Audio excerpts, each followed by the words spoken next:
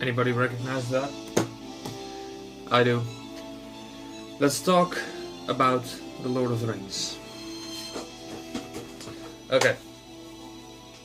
As some of you might know, I'm a major Lord of the Rings fan, and I just want to talk about the Lord of the Rings and stuff that comes with it. So, first, come to show you my DVD collection of the Lord of the Rings, the versions that I've got.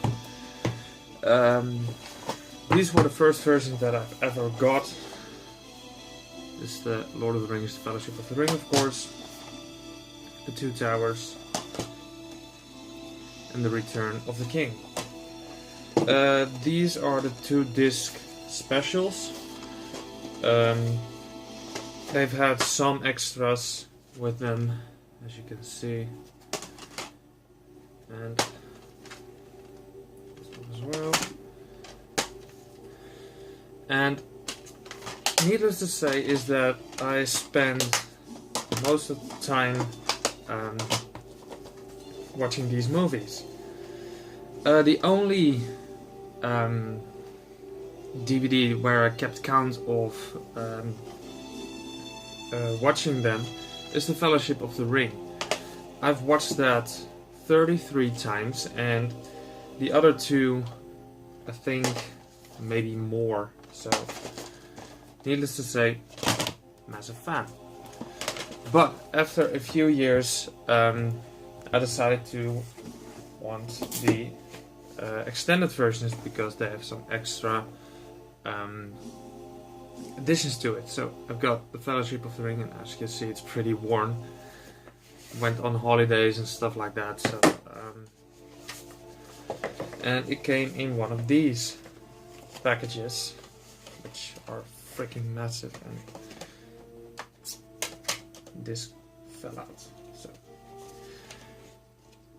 it comes in these bad boys, and of course there were collectibles, and the other two movies were also in these packages. So after searching for a while, I managed to track them down. Here's the Two Towers and the Return of the King. So a very nice set if you put them next to this. Very beautiful. And those were the movies that I've watched countless of times. And the version that I liked the most of the extended versions was the Return of the King. It had more battle scenes, and that's what I really liked about the Return of the King, is the battle scenes, of course. But the best battle scene isn't in the Return of the King, in my opinion. That's on the Two Towers, which is the battle for Helm's Deep. For me, that's probably the best battle scene ever put on screen. There were some flaws in the video editing, but I can manage to see those through the fingers. So. But before the DVDs, I managed to buy the old books of the Lord of the Rings. Of course, they're in Dutch. So here's Tolkien with In de Ban van de Ring, which means the Lord of the Rings. It's a pretty old book. This is the back side with a very nice picture of Mr. Tolkien himself. I really want to know when this was written, or when this was put out. So I don't know exactly when, but really great of having that. That was, by the way, the Return of the King. This is the Two Towers. And the thickest one is the Fellowship of the Ring, of course. But the guy who was selling this had of the same series. He had this, the appendices, I think it translated, which are a bit of extras and a little more about the whole saga that's Lord of the Rings and more stuff about it. Of course, then the Silmarillion.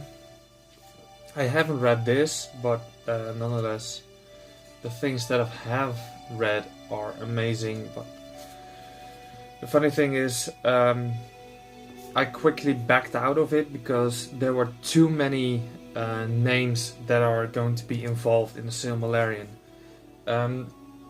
What I did read was The Hobbit, which is actually the smallest book of the series besides the appendices. And after a few years of reading all of those, I managed to snag the English version of this for a very good price. As you can see, it's in a very, very nice box. And here's the Eye of Sauron. I believe this gives a good impression of the Argonath, if I'm not mistaken. Please correct me. And I guess this is Gandalf entering Dol Guldur, if I'm not mistaken. So, yeah. I'll try to get these out. And these books are very, very nice. They look amazing, and I don't know if they're the standard in English, but here's the front with Frodo and one of the ring wraith. You can see here, like that. This is the Fellowship of the Ring. It looks amazing. I tried to read this in English too, but my English wasn't that good before right now, so might as well give it a try again. This is the Two Towers with, yeah, as you can see in the books, the ends look a little bit different, so I guess this is with Merry or Pippin. As you can see here, this is the Return of the King with Aragorn sitting on his horse, killing some orcs. So, really happy of owning these, and really glad that I found them in a very beautiful bookstore in Ireland, of all places. So, yeah. After that, I was trying to get more in depth in the Lord of the Rings, so I started reading more and more of these books, and I was actually trying to get more out of the prehistory, so I managed to snag this book, which I grabbed. I guess this was around the area where Elrond was a child. It's the Children of Húrin. I've once tried to give it a go in one time, but it's impossible, and I did read it a whole thing, but it's years ago, so I forgot about it. But this is all about the elves, and I guess the elves is more of a thing for me than the dwarves, because just look at the armor they're fucking wearing. They're such elegant and amazing creatures, and yeah, I really, really love this book, and might as well give it a read sometime. So, but when I was getting into vinyl and stuff, I was actually surprised that neither of the soundtrack, the OSTs, are being released on vinyl, only on CD. But when I saw this, I really wanted to have this. This is the Lord of the Rings music inspired by. It's not the official soundtrack. It's music inspired by it. So, and this is released in 1972, and it sounds amazing. If you have the time and that you want to spend to music inspired by the Lord of the Rings, I highly recommend you guys to check it out. Zwart. Yeah, still doing this video.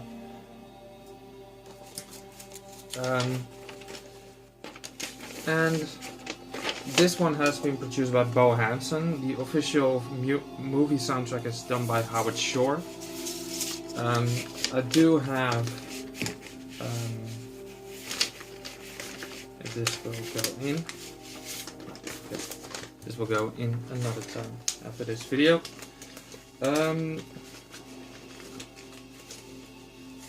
Fuck's sake.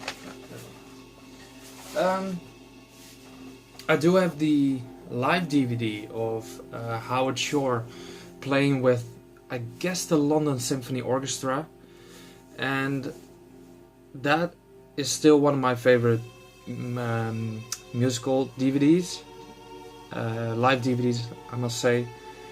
And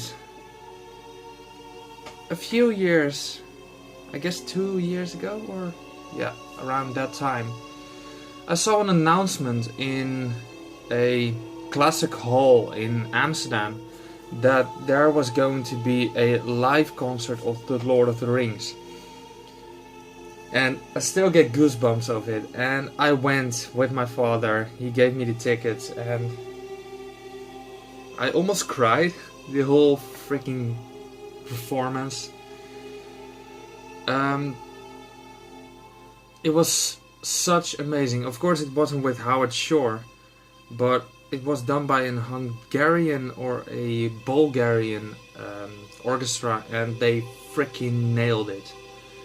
So really, really happy that I went, and it's one of my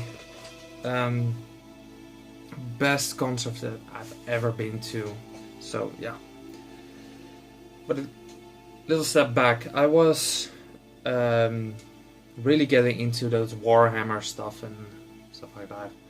And they had Lord of the Rings versions of those, so I spent most of my money on those. But then I decided I'm gonna save up with my very first job to get the real life swords. So I managed to track 3 swords of the Lord of the Rings. And I'm going to show 2 because one is in very poor condition right now, so no, not going to show that. But the first one that I'm going to show is Sting. This is, I guess, life-sized. I don't know exactly, but yeah, Sting was given by Bilbo to Frodo to protect him, and Bilbo got it from Gandalf. So really cool heirloom from Bilbo given to Frodo. So, and no, this won't glow up when ugly people are nearby. So comes with a scabbard as well. So goes back in. But that one was my holy grail. And then I found out a store 1 hour away was selling this beast for a very good price. Some of you might recognize it. It's the Andúril from the scene where Elrond is at Dimholt, and he is willing to give Aragorn the sword of his great-grandfather or something like that. And this is Andúril, the upgraded sword of the Sword of Strider that he has used in many wars. So as you can see, the runes are beautiful, still very beautiful. And I did buy this sword immediately when I saw it. I had enough money and I really, really, really wanted it. So this has been to festivals with me. And I know what you're saying, dude, you bring swords to festivals? Yes, I do. There's a festival a few meters actually away every winter, of every summer that I go to. It's called Kassafest, and I've done a vlog of it. And the next Kassafest I'm going to vlog as well. So, I'll probably bring my sword again, or my bow, or my axe. So, yeah. But let's talk a bit more about the movie. Let's talk first about the Lord of the Rings first chapter. This is the Fellowship of the Ring. First movie is always a difficult one to get people dragged into, and but the Lord of the Rings, the Fellowship of the Ring, really grabs you by the throat from the first seconds on. It doesn't go immediately with war and stuff like that. They tend to build it up, and that is what I really liked about this one. And the extra versions on this one has some small extras of actors giving their opinion, and so that's pretty cool. But in my opinion, this one is the best one. The Two Towers. I told it, I don't know where, but I told it here. I told it once that this is my favorite. And why is it my favorite? Because it's the middle movie. It has to be the best part, because everybody's expecting the epic follow-up of the Fellowship of the Ring. They had a massive cliffhanger where Frodo leaves Moria and he fucks off alone, but then Sam catches up with him. So they set the standard really high, and the Lord of the Rings, the Two Towers, takes it a step further and doesn't go over the top like Return of the King, not in a bad way, but in a really good way.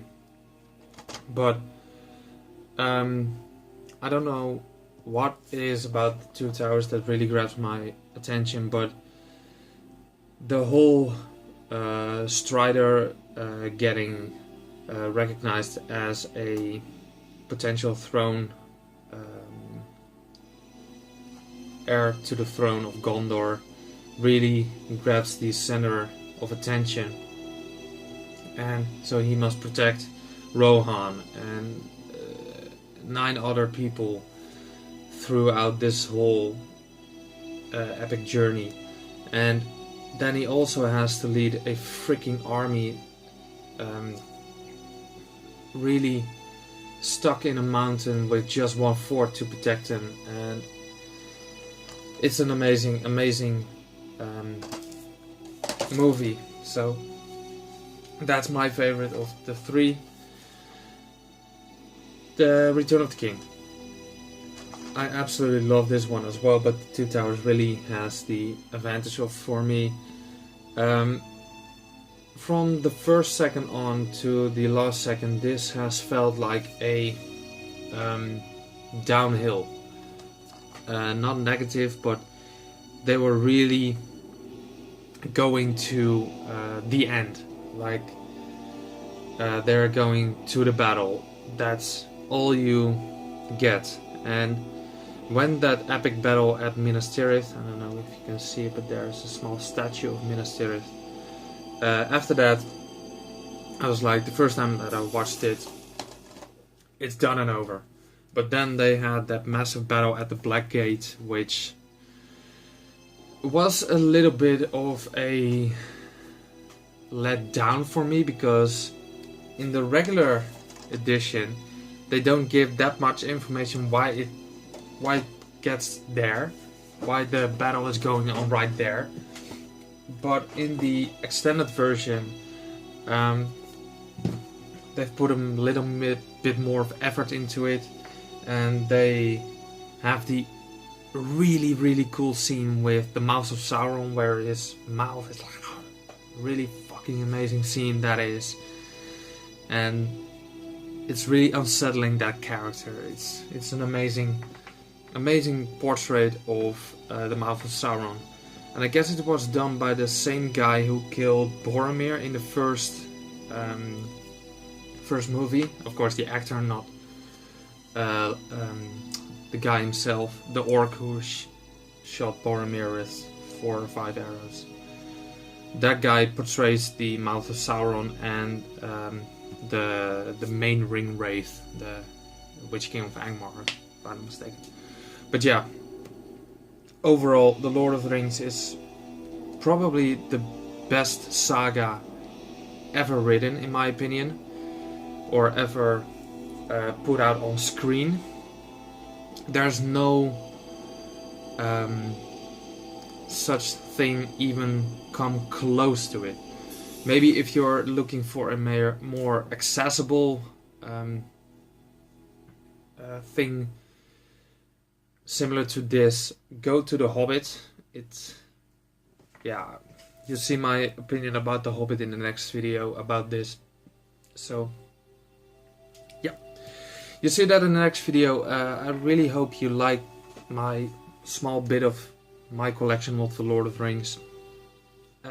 I hope you enjoyed it, and yeah, leave a comment down below if you like me doing this more often, talk about movies and stuff like that. So yeah, guess I'll see you next video.